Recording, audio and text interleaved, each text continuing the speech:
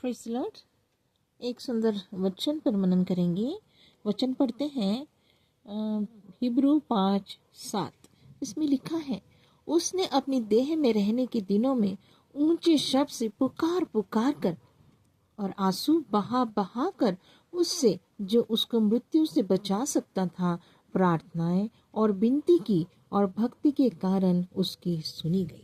ये देखें सुंदर वचन में। आइए, सबका स्वागत है डेली मन्ना चैनल में। और परमेश्वर के वचन से आज हम थोड़ा मनन करेंगे। हमारे जीवन में जब परेशानियां आती हैं, हम दोष देने लग जाते हैं, परमेश्वर की उपस्थिति में चिल्लाने लग जाते, रोने लग जाते, पुकारने लग जाते। जैसे यीशु मसीह यहाँ पर देखिए, हम जानते गतसमनी बाग में उसने परमेश्वर के सामने इतना उसके आंसू और उसका इतना वेदना थी, अंदर से उसको तड़प थी कि प्रभु ये प्याला कैसे भी मुझसे हट जाए, लेकिन अंत में वो कहता है कि मेरी नहीं, आपकी मर्जी पूरी हो। तो पौलुस के इस दर्शन को हम समझ सकते हैं कि वो भी प्रभु के लिए अपने जीवन को दे रहा है। और वो अपनी शारीरिक दशा में होते वो कहता है कि हमारे शारीरिक दिशा में एक ऐसी तड़प है जिसमें हम क्या करते हैं, उस तड़प के द्वारा हम चिल्लाते हैं, हम रोते हैं, हम पुकारते हैं और एक निगेटिविटी हमारे अंदर आती, संदेह आता, सवाल आता है। क्यों आता है ऐसा? क्योंकि हम शारीरिक दशा में हैं। हम शारीरिक दशा में होना के कारण हमारे अंदर चिंता, रोना, पुकारना और इस तरह से हम परमेश्वर के सामने, क्योंकि हम शारीरिक हैं, हम जानते हैं कि हम मनुष्य हैं और ये वेदना हमको असह्य जब होती है तब हम पुकारने लग जाते हैं। दूसरी बात अगर हम जाने तो हम क्या है, हम संसारिक दशा में हैं, इसलिए हमारे जीवन में क्या आती है, चिंताएं आती हैं। चिंताओं के कारण हमारे अंदर क्या आता है, एक वेदना होती कि कैसे इस बात को पूरा होगा, कैसे होगा, क्या होगा। बड़ी चिंता हमें भविष्य की बात की होती है, आज की चिंता होती है, कल की चिंता होती है और हमेशा की भी चिंता होती है। बार बार कोई ना कोई चिंता का विषय हमें सताता रहता। तो ये तड़प जो है, हम समझ सकते हैं कि अगर हम पढ़ते हैं पहले पत्रस 5 और उसके 8वें पद को अगर हम पढ़ते हैं, पहले पत्रस 5 का 8 वचन, यहाँ इस प्रकार लिखा है, सचेत हो और जागते रहो, क्योंकि तुम्हारा विरोधी शैतान गरजने वाले सिंह की नाई इस खोज में रहता है कि किसको फाड़ खाए। अब ये जो चिंता, ये तड़प, ये परेशानी है, ये इसको हम अगर शैतान का रूप देते, उसकी ओर से हमारे जीवन में एक निगेटिविटी आती है कि हमारे पास एक विरोधी है, एक हमारा विरोधी है जो शैतान है, जो हमारा शत्रु है। जब हम प्रार्थना करते हैं तो हमारे अंदर वो एक संदेह लाता है, एक ऐसी प्यास लाता है कि देखो तुम्हारा काम तो हो नहीं रहा। और इस तरह से शत्रु हमको क्या करता है, तड़प बढ़ाता है। हम देखते हैं दानियल के जीवन में कितना प्रार्थना का जीवन था, लेकिन उसका उत्तर आने में देर, कैसे रुकावट आ गई। यूसुफ को देखते हैं, उसको दर्शन मिल गया था कि प्रभु उसको ऊंचा उठाया, चांद तारों के समान उसके जीवन को चमकाएगा, लेकिन वो गड्ढे में डाला गया, वो जेल में डाला गया, परखने के लिए कि क्या हम वास्तविक उस बात को हम दृढ़ रहते हैं या नहीं, या विचलित होकर उस दर्शन को, उस बात को हम छोड़ देते हैं क्या। तो जीवन में जब हमारे शत्रु बढ़ते हैं तो याद रखिए, हमारे परमेश्वर निकट होता है। वो भी एक तरफ से हमारे लिए, परमेश्वर की जो मृत्यु है, यीशु मसीह ने जो क्रूस पर बलिदान दिया, उसमें शैतान को हरा दिया गया। हालेलुया। और उस हार के कारण वो आज भी तड़पता है, चाहता है अपने डरा कर और दिखाना चाहता है कि हम उस बात से, परमेश्वर से दूर हो जाए। अय्यूब के जीवन में हम देखते हैं कि शैतान ने उसको चैलेंज करा और उसके जीवन को बर्बाद करने की कोशिश करी। जब आप प्रॉब्लम में हैं तो हमें धन्यवाद करना है, प्रार्थना करना है, हमारे परमेश्वर की स्तुति करना है, क्योंकि जब ये अधिक से अधिक करेंगे तो हमारे पास से शैतान की उपस्थिति क्या होगी, दूर चली जाएगी, शैतान भाग जाएगा।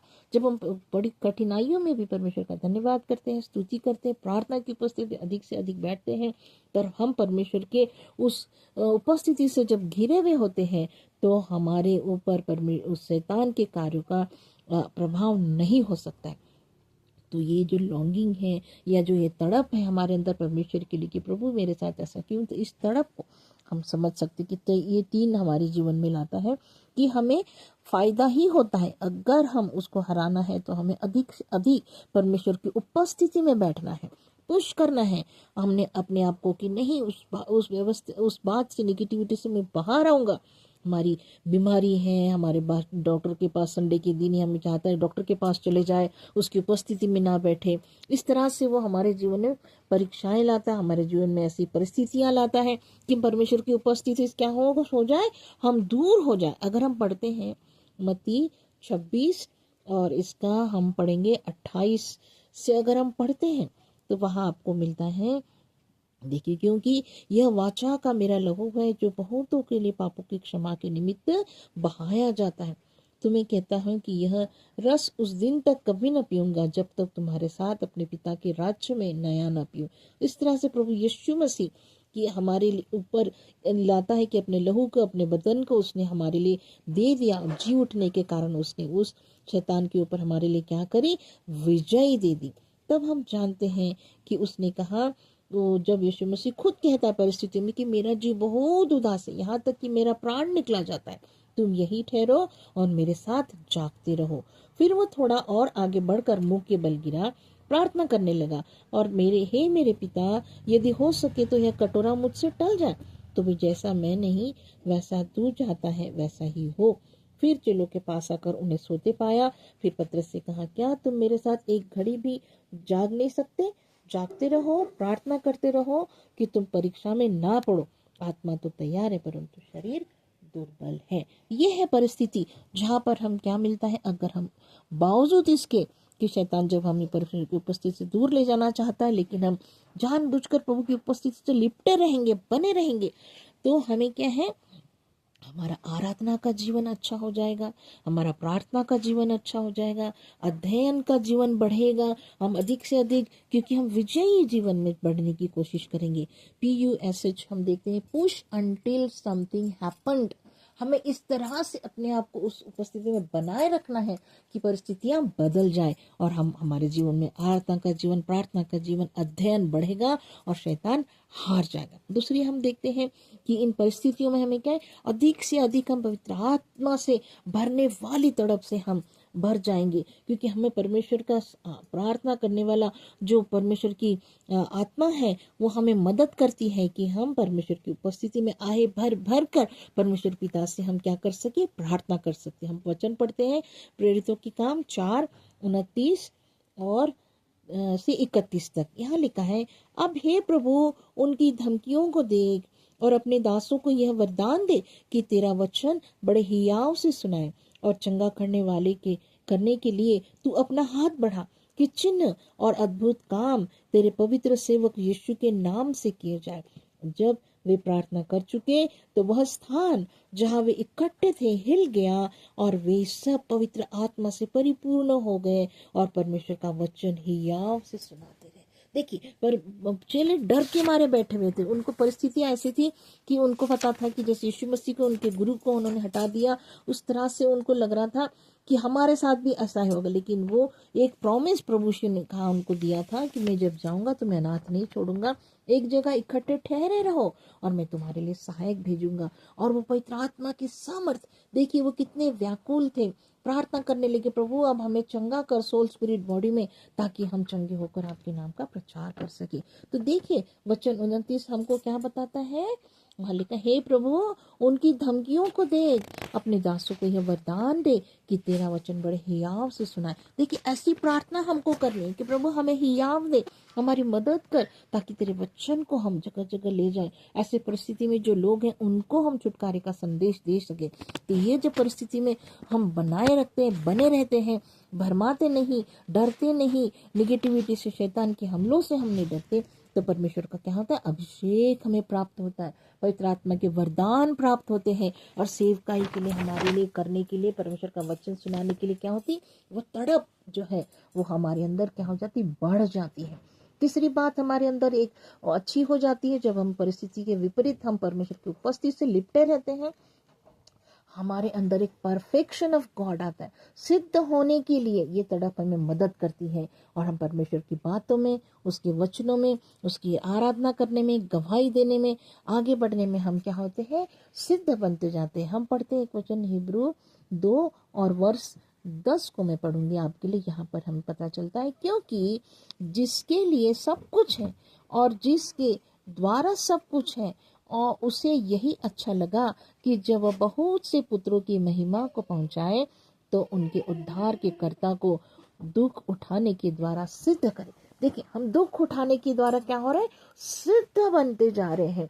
तो हमें फीके नहीं बनेंगे, हमें दूर नहीं होंगे, लेकिन परिस्थिति में और उपस्थिति में जब हम बने रहेंगे तो हम क्या बनते जाएंगे, सिद्ध होते जाएंगे। तो ये तड़प हमें नाश नहीं करती, हमें परमेश्वर से दूर नहीं करती, निगेटिविटी हमारे जीवन में कार्य नहीं कर सकती। कब?